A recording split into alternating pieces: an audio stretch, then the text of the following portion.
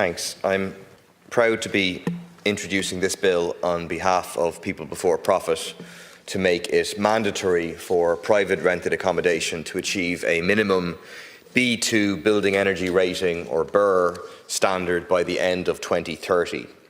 A phase-in period is allowed in the legislation so that landlords can incrementally upgrade their properties if they wish to a minimum D2 BER by the end of 2026 and a minimum C1 BER by the end of 2028. Limited exceptions are provided for BER exempt properties.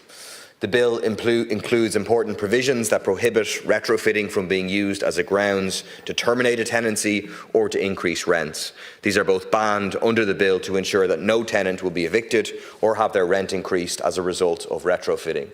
It is crucial to draw a line in the sand on this now to prevent rent evictions being used by landlords to drive up rents, as has been used in other countries.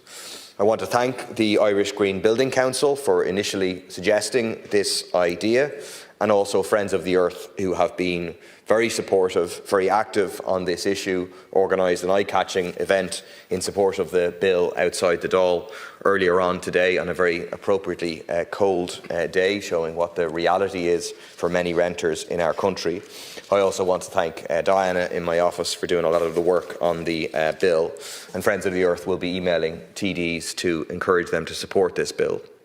The reason that this private member's bill is necessary is because the government has failed to implement its own commitment in Housing for All.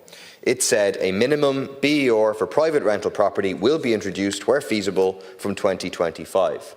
This failure is not some oversight on the part of the government. It's part of a deliberate policy of reneging on and abandoning previous commitments in relation to both the climate and the cost of living.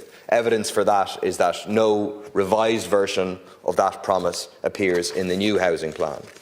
Retrofitting is often and correctly portrayed as an environmental measure, but its most immediate impact is to dramatically improve people's comfort, quality of life, their health, by making their homes warm and cosy. We're now into the first real cold snap of the winter. Hundreds of thousands of families across the country who are renting from private landlords are facing a bitter choice between paying a fortune to heat poorly insulated homes or cutting back on other essentials like food, or suffering in the cold for months, wearing coats, hats, gloves, indoors, going to bed early so that they can get in under the covers. I went back and looked through my emails of what renters have previously sent me about this issue. I could give some examples of what ordinary people are going through in winter in one of the richest countries in the world. Quote from one: I'm currently in a rental property covered by homeless HAP. I've got 2 small kids. My firstborn is 2.5 and he suffers with asthma and bronchitis. My secondborn is 4 months and suffers with bronchitis too. The property I'm living in is not suitable to be living in with 2 small kids. There's mould all in the bathroom, in the sitting room and in my little boy's room. It's also damp. I've done everything you can to think of to get rid of it, and it keeps coming back. There's very poor ventilation and the house is so cold, even if I have my heating on, my gas bill is costing me a fortune. I'm constantly back and forth in the doctors, spending a fortune on antibiotics for myself and my 2 boys. I've been in contact with the landlord, I've tried everything, but no one seems to be listening and wanting to help. I'm at a loss at this point. Being in this property and seeing my boys so sick is really putting a strain on my mental health, and knowing nothing is being done is really exhausting. Another tenant writes, I moved in 2 years ago and the letting agent / landlord have been ignoring all the issues since then. I've had a revolving door of contractors through, probably at least once a month, sometimes 4 or 5, but nothing ever actually gets done. I've paid for my own report to be done and there's 33% moisture in the walls. I've been told that the landlord has no money. The water gathering on the roof is normal. He has 30 properties that are in the same condition. We need to get all of them first. I find it a bit concerning that this seems to be an issue across his his whole portfolio. I cannot keep up with the bills as there constantly needs to be fans and heating running. Something has got to give. I can't go on living like this. It's all too much. I'm embarrassed of my living conditions, even though they're not my fault. I cannot have visitors over. I feel very isolated. This is not a home, it's a shelter. It's in distinct contravention to my right to dignity. A third renter says, I'm currently renting from an inattentive landlord. There's a list of constant problems due to the dated property which I'm left fixing myself. My eldest suffers from asthma and is constantly sick from the worsening mould all over, especially bedrooms. My mental health and anxiety is at an all-time high due to living conditions. A fourth renter writes that she has been, quote, recently diagnosed with sarcoidosis, a lung disease that can be aggravated by damp and mouldy environments. That's just the tip of the iceberg of the misery that is caused by living in poorly insulated homes with no minimum BER standards. Ireland has one of the highest rates of excess winter deaths in the European Union because people cannot afford to properly heat their homes. We know that children living in cold homes are more than twice as likely to suffer from respiratory problems like asthma. The private rented sector is much worse for this than owner-occupied homes because landlords don't have to live in the conditions that they expect tenants to put up with. 4 in 5 rented dwellings have a BER below B. Around 45,000 have very low energy efficiency of E, F or G. Another 24% have a D rating. It's even worse for HAP properties, which have the lowest ratings of all. Half of them have a BER rating of D, E, F or G. And according to the CESO, more than 1 in 5 renters have had to go without heating, compared to 6% of people in owner-occupied housing. It's due to a combination of the sky-high cost of rent, the low energy efficiency of rented properties, and the fact that tenants, on average, are much poorer than homeowners and are forced to pay much more to heat their homes. In the year 2025, it is simply unacceptable that landlords are charging people extortionate rents to live in substandard conditions dangerous to their health. It's even more outrageous that the state is standing over that by subsidising these slumlords through HAP. It's also unacceptable that this human misery comes at such a high environmental cost. It doesn't just affect tenants. It's driving up carbon emissions and overheating the only planet we all have to live on. Retrofitting the private rented sector would benefit everyone. The Minister for Climate, Energy and the Environment, Darragh O'Brien, is over in Brazil at COP30 as we speak. Yesterday he told RTE that, quote, we are heading to 2.3 or 2.5 degrees. That will be disastrous and may be irreversible. He said that, quote, Ireland and other countries have shown how we can start to transition out of fossil fuels. We are doing it. But to set the roadmap for a fair, equitable and just transition while phasing out fossil fuel usage is critical if we're to try to bridge that gap. Well, if he means that, how does reneging on the government's commitment to bring in a minimum BER standard for the private rented sector in 2025 fit into that roadmap? It doesn't. It's just rhetoric to cover over retreat from any commitment to our legally binding climate targets. Every day that is wasted on this is a day longer of wastefully burning fossil fuels to heat drafty, poorly insulated homes. To avoid catastrophic global heating in our lifetime, we urgently need to phase out fossil fuels and switch to 100% renewable energy to power all of our energy needs, including heating. And we need to reduce our energy usage at the same time. Retrofitting is one of the few policy measures that ticks both of those boxes simultaneously. It's a no-brainer environmentally and a no-brainer from a just transition perspective. Renters collectively would save over €500 million a year on their energy bills if their homes were retrofitted to a B2 standard. According to the government's new National Energy Affordability Task Force, retrofitting saves each individual household between €750 and €1,120 a year. The only reason it's not happening is because tenants are the ones who would benefit, and landlords are the ones who would have to pay.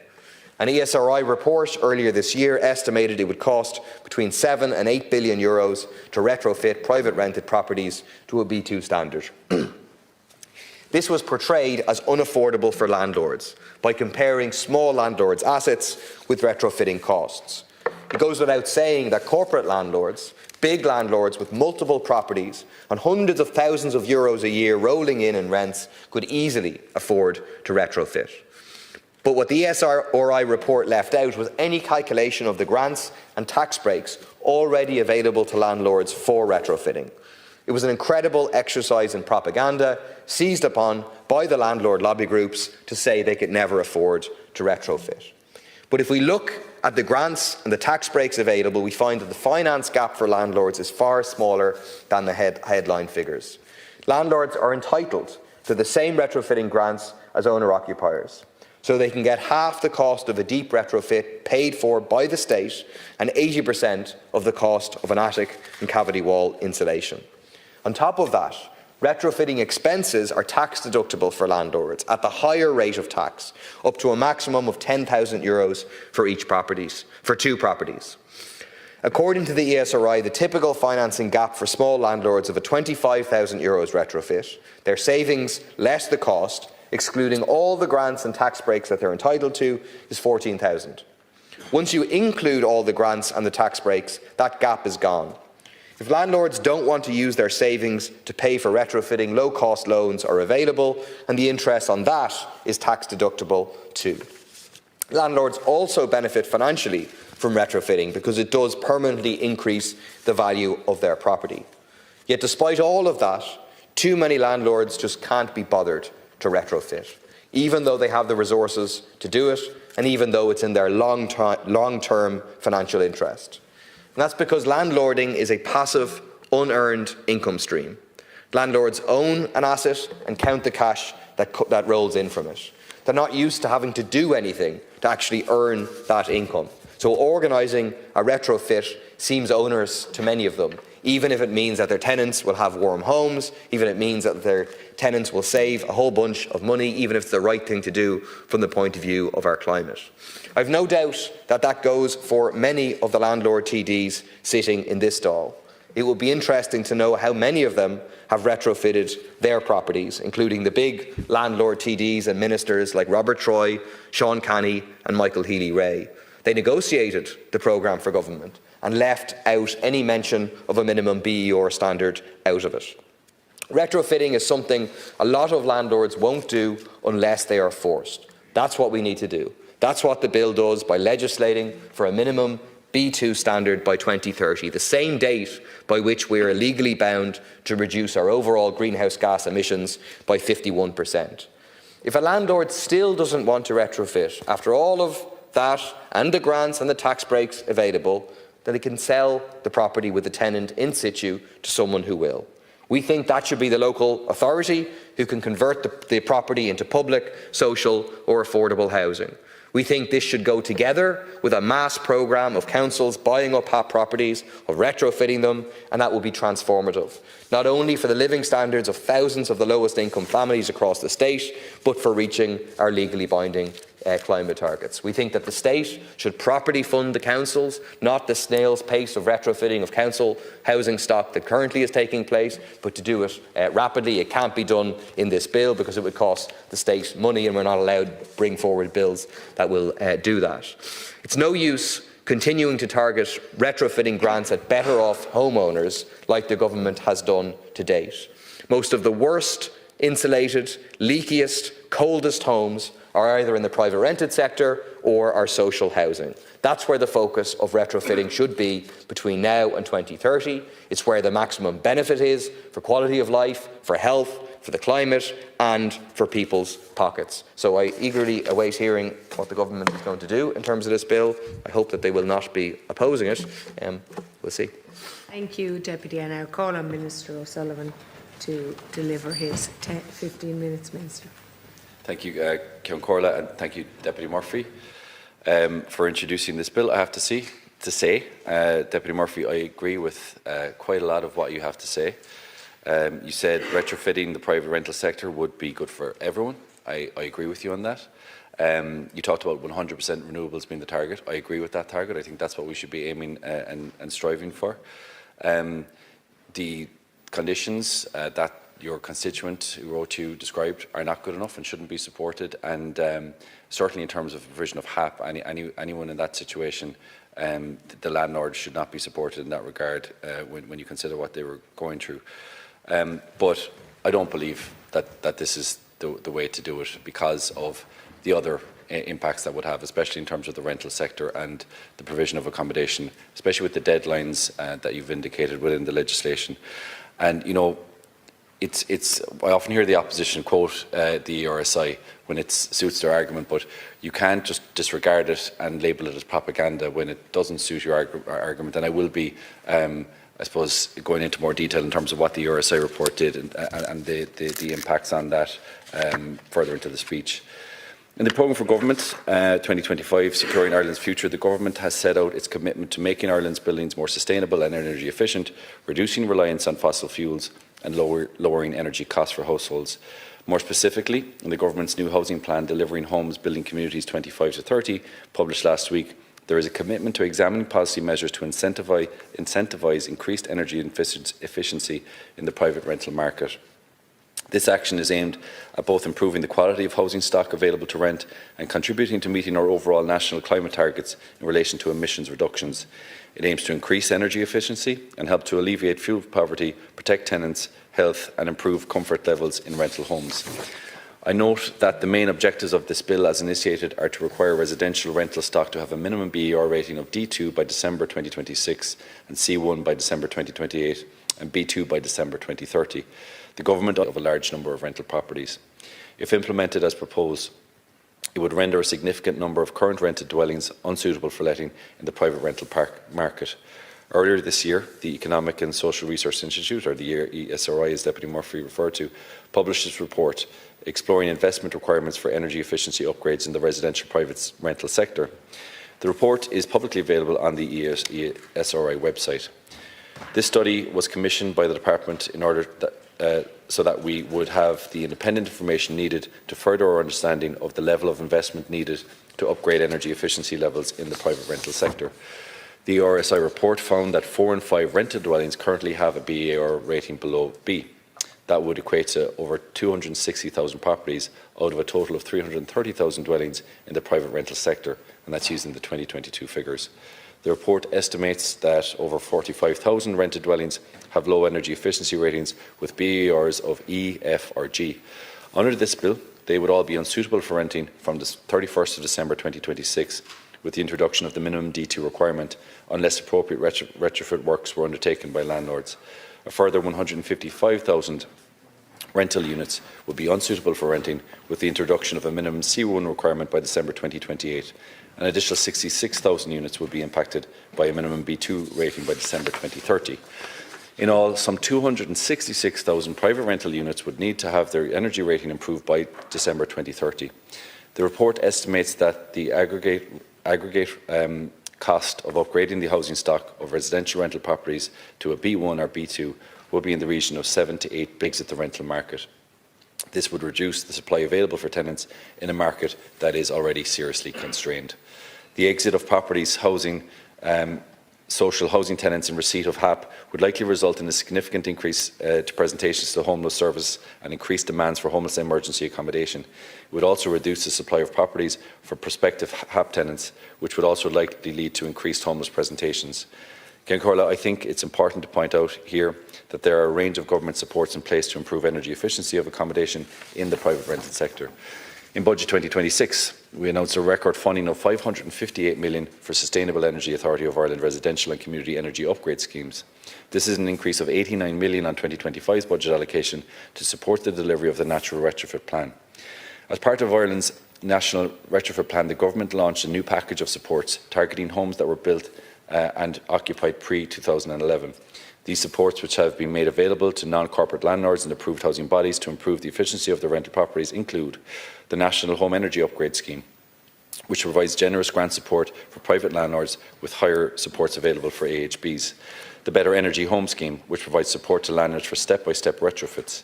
Private landlords can also receive support to upgrade their properties under the Community Energy Grant Scheme. 80% grants are available to landlords for attic and cavity wall insulation, which are low-cost measures that can be installed quickly and cost-effectively. A tax incentive is also now in place to encourage small-scale landlords to undertake retrofitting works while the tenant remains in situ under Section 32 of the Finance Act 2022. This measure provides for a tax to take the opportunity to assure the House that the government is committed to ensuring that a stock of high quality accommodation is available for those who live in the private rented sector. The standards for rental accommodation are prescribed in the Housing Standards and Rented Houses Regulations 2019. They specify requirements in relation to a range of matters such as structural repair, sanitary facilities, heating, ventilation, natural light, fire safety, and the safety of gas, oil and electrical supplies. Responsibility for the enforcement of the regulations in the private rental sector rests with the local authorities. My department's policy of setting private rental inspections targets for each local authority and providing ring-fence exchequer funding to help them reach those targets is working and has resulted in significant increases in inspection and compliance levels across the private rental sector. This reflects a concerted and focused effort by my department, working in close partnership with local government. Inspections have increased from an average of 20,000 a year in the period of 2005 to 2017 to over 49,000 a year in 2022 and 63,500 inspections in 2023, and all-time high of over 80,000 inspections last year. Preliminary data for the first 6 months of 2025 shows an increase of over 5% on the same period last year. There has also been an increase in exchequer funding being made available to support this work. My department will provide $10.5 million to local authorities this year to help them meet their private rental inspection targets. Corla, let me conclude by once again thanking Deputies Coppinger and Murphy for initiating this bill and to you for facilitating this discussion. Given the potential unintended consequences of this bill and its potential serious impact on the private rental sector, the government has taken the decision that it cannot support the bill at some of the figures that we talked about a while ago. So, for that reason, we are opposing the bill. Thanks to the Deputies O'Brien, Hearn and O'Gorman for their support and speeches. I'm obviously very disappointed, not shocked, given I've seen the oral responses we've had over the last couple of weeks by the government's response. I mean, the Minister says that he agrees with the aim that renters shouldn't be living in cold, damp, mouldy accommodation, but he doesn't agree that this is the way to do it. But let's look at the reality of the government's policy position and how it's moved. You've gone from a position of housing for all, where you said, not me, not us, not the Irish Green Building Council, you said, government position was to say, a minimum BER for private rental property will be introduced where feasible from 2025. We're almost at the end of 2025. Fast forward to the launch of the new housing plan, and it was repeated multiple times there by the Minister. The government will examine policy measures to incentivise increased energy efficiency in the private rental market. I mean, it means it's meaningless. We'll examine policy measures to incentivise. You're talking about throwing in a few more carrots when the problem is we need to regulate here. We need to enforce minimum standards. And so, in whatever about you personally, presumably you personally don't like the fact that one in three people living in rented VAT cuts, handing over €300 million to, in this case, developers. This is a government that represents those who profit from the housing crisis, not those who suffer from it. The big developers and the big landlords. And in this case, what is being sacrificed is renters, disproportionately poorer and lower incomes than people who own their own homes, disproportionately colder, disproportionately having health issues. They're being sacrificed. And the climate's being sacrificed. And I know that you personally do care about the climate. But you go back and you look at what Darragh O'Brien said, and it's just clear. The government has abandoned any real commitment. I've had 2 engagements in the last couple of weeks with Micheál Martin post his speech in COP saying, which is, it's a great idea. You might consider doing some of this telling the truth stuff and following the science and leading and all of that. But they're not interested in it at all. It's one thing to say in Brazil, and then you come home here and just no brain ideas, like ideas that are so simple, ideas that improve people's lives, don't make people's lives harder, improves people's lives, radically and reduce our emissions are now off the table. Why? Because it will involve some costs for landlords. Again, I think the Minister and the SRI are overstating the costs because of the grants and so on that are available. But the impact in terms of the environment is very serious here.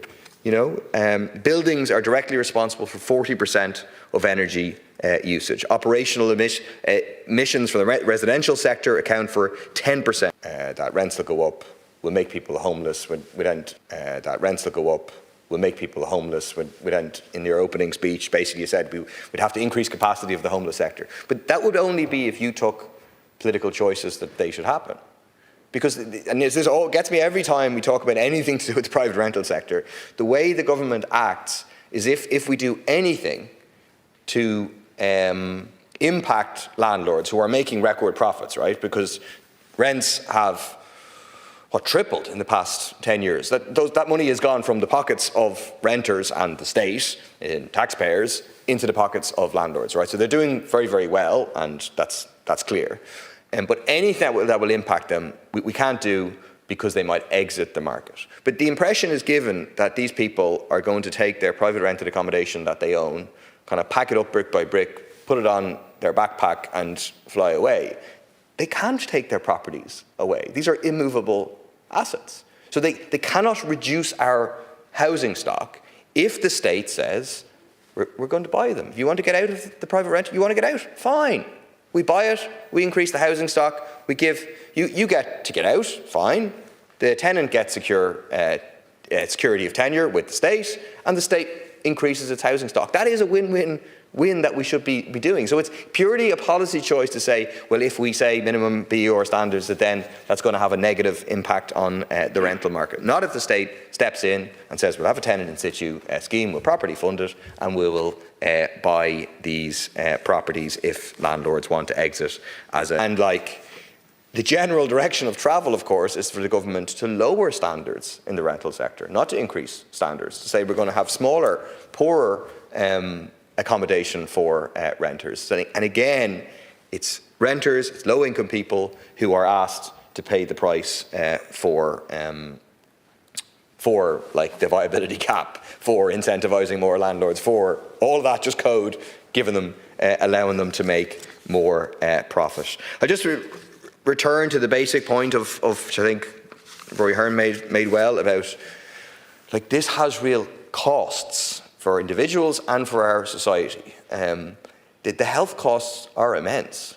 Like, there's a lot of people living in very mouldy accommodation. I mean, we had a huge issue in Tala with one particular housing development. It was an AHB, and like, you went in and just the mold like everywhere. It's just horrendous that people have to live in those circumstances. You've lots of people who have a room in their apartment that they've basically abandoned because it's just kind of, the mold has won in that area and they've had to retreat out of it. Like, the health impact is enormous of that stuff. And the government's basically saying that we're not going to do anything about it. Well, we'll consider doing a few more carrots for the landlords, but if the landlords choose not to take up those carrots, well, then we won't do anything about it. You have a huge number of people living in energy. The bills have not come down. They continue to rise. You have hundreds of thousands of live in a basic standard of decent quality accommodation, or if they're not willing to do it, no problem, but then you don't belong in this business, and the state will buy the property off you, and the state will provide appropriate accommodation. Anyway, expect to get lots of emails over the coming few days to encourage people to vote in favour of this bill. Thanks.